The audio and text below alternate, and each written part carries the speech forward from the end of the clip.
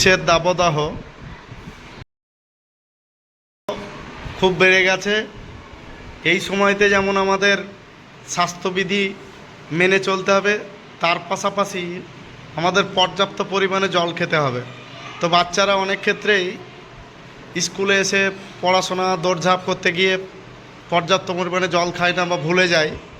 তাই আমাদের এই সময়তে একটা বিশেষ পর্বের সূচনা করেছি বেশ কিছুদিন আগেই, যে পর্বটার আমরা নাম দিয়েছি পানি পানের বিরতি। এই পানি পানের বিরতি যখনই হয় তখন বাচ্চারা তারা মহাসমারোহে একসঙ্গে জল পান করে। তো তারই একটা দৃশ্য আমরা দেখব।